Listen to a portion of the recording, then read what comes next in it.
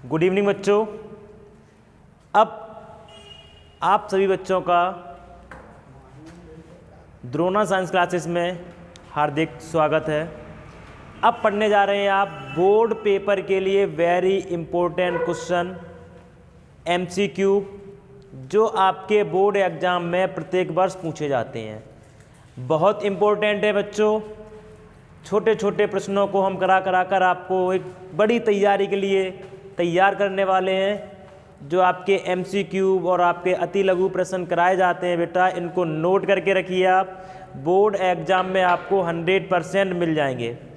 बात समझे आप? बोर्ड एग्ज़ाम में बच्चों 100% है आपको मिल जाएंगे। कापी पेन लेके बैठिए सारे बच्चे और इनको नोट करते रहिए। बहुत इम्पोर्टेंट है आपके लिए और बोर्ड एग्ज़ाम में प्रत्येक वर्ष तो पूछे ही जाते हैं, बता चुके हैं आपको, है ना। चलिए इन क्वेश्चनों को समझ लेते हैं हम। और देखिए पहला प्रश्न है बेटा हमारा, अंड प्रजक निम्नांकित में से कौन है? यानी कि अंड प्रजक निम्नांकित में से कौन है? बात समझे आप? अंड प्रजक कौन है निम्नांकित में से? जो हमने लिखे हैं उसमें से अंड प्रजक कौन है बताइए। वेरी इंपॉर्टेंट है आपके लिए, बहुत ज़्यादा पूछे जाने वाला क्वेश्चन है बच्चों। बताइए कौन है?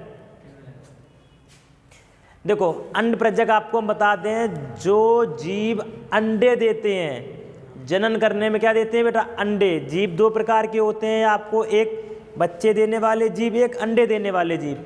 तो इसमें से हमें ये बताना है कि कौन से जीव अंड प्रजक, यानी कि कौन से जीव हैं जो अंडों को जन्म देते हैं। किसको देते हैं बच्चों? अंडों को। बताइए। देखिए क्या सर्प है वह, या मगरमच्छ, या मुर्गी, या इनमें से सभी? कौन है बताइए? बताइए बेटा कौन है? आपको मालूम होगा कि सर्प अंडे देता है कि बच्चे देता है। सबने सुना होगा सर्प अंडे देता है, मगरमच्छ भी बच्चा अंडे देता है और मुर्गी तो अंडे देती ही है, ठीक है ना। हाँ, जिसका तो बहुत बड़े लेवल पे व्यापार भी होता था मुर्गी का। होता है, मतलब होता था नहीं, होता है, अभी भी होता है, हो रहा है और होगा ही आगे, है ना। देखो ये सब अंडे देते हैं ना, तो क्या होगा ऑप्शन हमारा? इनमें से सभी। ये आपका राइट ऑप्शन है। चलिए अगला प्रश्न देखिए आप, पुष्पीय पौधों के भूलपोष में कितने गुणसूत्र होते हैं? जो हमारे पुष्पीय पौधे जो होते हैं, यानी कि आवर्तबीजी पौधे जो हैं हमारे, उसके भूलपोष में कितने गुणसूत्र होते हैं? बताइए बच्चों, भूलपोष में कितने गुणसूत्र होते हैं? सन 2022 में पूछा गया था आपका यह प्रश्न, बहुत इंपॉर्टेंट है आपके लिए। बताइए पुष्पीय पौधों के भूलपोष में कितने गुणसूत्र होते हैं?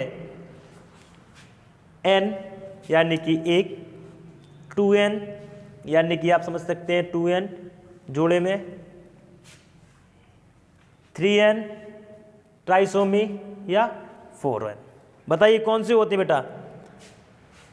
आपको पता होगा कि 3N होते हैं। जिसने हमारी क्लास को ज्वाइन किया है उसको मालूम होगा कि 3N होते हैं। जिसने नहीं किया है वो पिछली वीडियो को देखकर उसको कंप्लीट कर सकता है। चलिए बेटा अगला प्रश्न करते हैं हम, निम्नांकित में से कौन सत्य फल है? बताइए। फल तो सब खाते हैं हम, बताइए कौन सा सत्य होता है, कौन सा असत्य होता है? आप पुष्प का कौन सा भाग खाते हैं आपको पता होना चाहिए, बताइए। और सत्य फल कौन से होते हैं ये भी बताइए हमें, कि सत्य फल इनमें से कौन है? सेब, या नाशपाती, या काजू, या नारियल? बताइए बेटा कौन सा भाग खाते? सेब का कौन सा भाग खाते हैं बताइए। आपको पता है बेटा सेब का पुष्पासन खाते हैं। क्या खाते हैं? पुष्पासन, ठीक। ये पुष्पासन से परिपक्व होता है, ये सत्य नहीं है हमारा। दूसरा हम नारियल को देखें बेटा, तो नारियल को हमने बता रखा है आपको, इसका भूलपोष खाते हैं हम। क्या खाते हैं? भूलपोष। तो हमारा बच्चा नारियल भी नहीं है ना, मेरा नारियल भी नहीं है। काजू को पता हम सीड खाते हैं। क्या खाते हैं? सीड, बीज खाते हैं, इसका बीज को खाते हैं हम, सीड। काजू यह भी नहीं है हमारा, तो क्या है बेटा? नाशपाती। It's your right answer. Okay, नाशपाती। चलिए अब अगला प्रश्न देखते हैं हम। देखिए युग्मक बनने की क्रिया को क्या कहते हैं? युग्मक बनने की क्रिया को क्या कहा जाता है बताइए? युग्मक शुक्राणु अंडाणु युग्मक कहलाते हैं, आपको पता है। तो यह बनने की क्रिया को क्या कहते हैं? हम अंड जनन कहते हैं क्या, या युग्मक जनन कहते हैं, या हम इसको कायिक विभाजन कहते हैं बच्चों, या इनमें से कोई नहीं? बताइए। आपको पता होगा बेटा कि हमने पढ़ाया भी है आपको कि युग्मक बनने की क्रिया को क्या कहते हैं, बताइए। अंड जनन नहीं कहते हैं, आपको मालूम होना चाहिए। अंड जनन नहीं होता है, अंड जनन नहीं होता है हमारा, युग्मक जनन कहलाती है। Yes, it's right answer. क्या कहलाता है बेटा? युग्मक जनन। ये आपकी बेटा 4 प्रश्न। चलिए अब आपको अगले प्रश्न की तरफ लेके चलते हैं हम। देखिए, निम्न में से किसे कॉपर टी रोकता है? बात समझे आप? निम्न में से किसे कॉपर टी रोकता है, यानी कि महिलाओं में जो कॉपर टी लगाया जाता है वह किसको रोकता है? कॉपर टी बच्चों किसको रोकता है बताइए? निषेचन को, अंडोत्सर्ग को, वीर्यपतन को, आरोपण को। बताइए किसको रोकता है?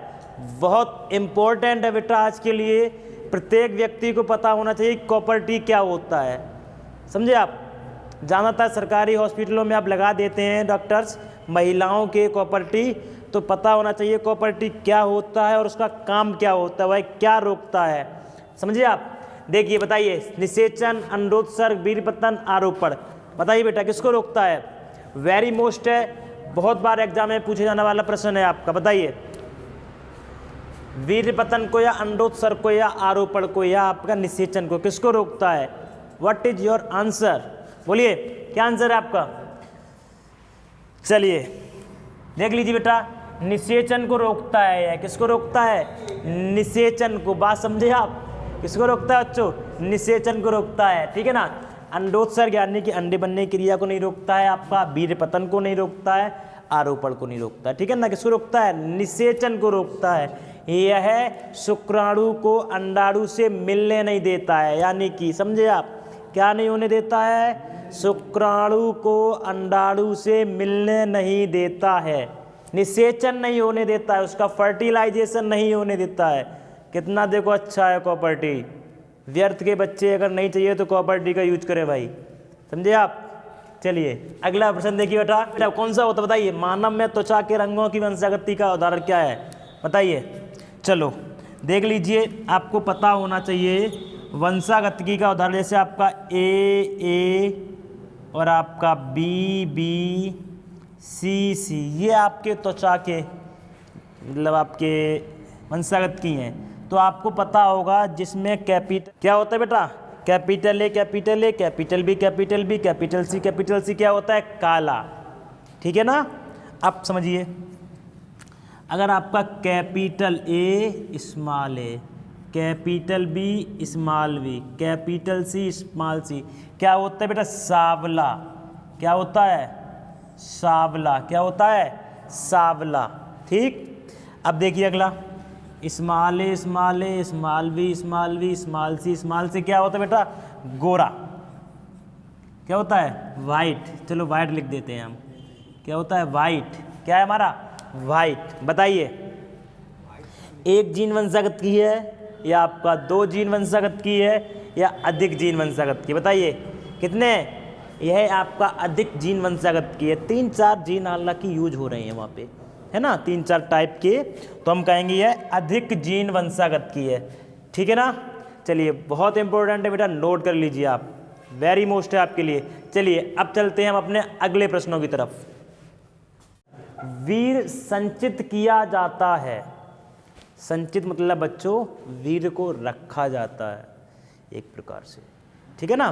तो वीर्य को किस ऑक्सीजन में रखा जाता है और आपका टेम्परेचर, ये सारी बातें आपको पता होना चाहिए, बहुत इंपॉर्टेंट है बच्चा। बताइए, तरल ऑक्सीजन में, तरल नाइट्रोजन में, तरल सोडियम में, इनमें से कोई नहीं। बताइए बेटा कौन सा ऑप्शन है आपका राइट? बोलिए, वीर्य को किस में रख सकते हैं हम? और कौन सा टेम्परेचर है हमारा, बताइए। वीर्य को, वीर्य यानी कि शुक्राणु को, सेल को जीवित रखने के लिए हमें कौन सी गैस की आवश्यकता होती है, बताइए। कौन सी गैस की आवश्यकता होती है बेटा? नाइट्रोजन। कौन सी होती है? नाइट्रोजन। टेम्परेचर आपका होता है -197 सेल्सियस में, समझे आप। ये आपका टेम्परेचर होता है नाइट्रोजन गैस में वीर्य को से रखा जाता है। चलिए अगला प्रश्न, नामांकित में से कौन यौन संचरित रोग है? क्या है बेटा? निम्नांकित में से कौन यौन संचरित रोग है, यानी कि यौन से होने वाले रोग।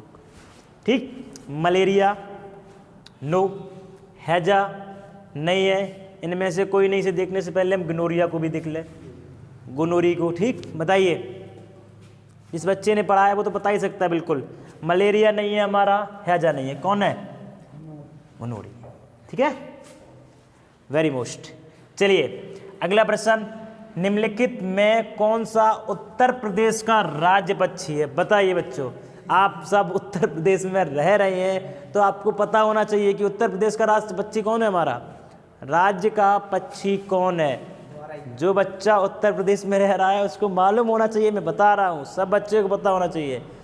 हाँ, अपने भाई राज्य का पक्षी तो मालूम होना चाहिए आपको। बताइए, मोर, तोता, गौरैया, सारस, कौन सा है? बोलो। बिल्कुल इजी है बच्चों, आप सबको मालूम होगा। मोर राष्ट्र पक्षी है बेटा, राष्ट्र का हमारा, यहाँ का नहीं है, राज्य का नहीं है, उत्तर प्रदेश राज्य का नहीं है। कौन है? गौरैया, गौरैया भी नहीं है हमारा। कौन है? सारस। कौन है बेटा? सारस, क्रेन। उत्तर प्रदेश का राष्ट्र पक्षी हमारा सारस है। ओके, और प्रश्न आपको मैं धीरे धीरे इसी प्रकार देता रहूँगा बेटा, जुड़े रहिए। और अपने मित्रों को, इष्ट मित्र जो आपके हैं और साथीगण जो हैं, उनको भी इस वीडियो को शेयर करिए आप अधिक से अधिक। उनको भी बेटा शिक्षा के लिए जागरूक करिए। कोई ना कोई माध्यम आप दे सकते हैं उन्हें, कोई माध्यम नहीं है तो हमारे माध्यम से आप उनको पास इन क्वेश्चनों को पहुंचाइए। वो भी अपने बोर्ड एग्ज़ाम की तैयारी को बहुत मजबूत कर लें, समझे आप। अधिक से अधिक अपने इष्ट मित्रों को शेयर करिए इस वीडियो को आप, और बताइए उन्हें कि बोर्ड पेपर के लिए वेरी इंपॉर्टेंट क्वेश्चन पर डे द्रोणा साइंस क्लासेस के माध्यम से हमें दिए जा रहे हैं। Why Anil sir?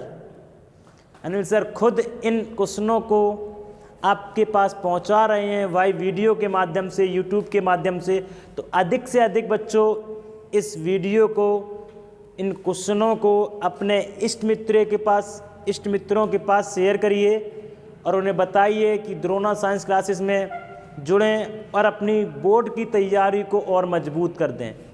बात समझे आप? बहुत इम्पोर्टेंट है बेटा। तो सब बच्चों को इन क्वेश्चनों को समझने की बहुत आवश्यकता है। अधिक से अधिक शेयर करिए, लाइक करिए, पसंद आए तो बेटा लाइक करिए इस वीडियो को, है ना। बहुत इम्पोर्टेंट है बेटा, आपके बोर्ड एग्जाम में प्रश्न मिलने ही मिलने हैं आपको। ठीक, धन्यवाद जुड़ने के लिए।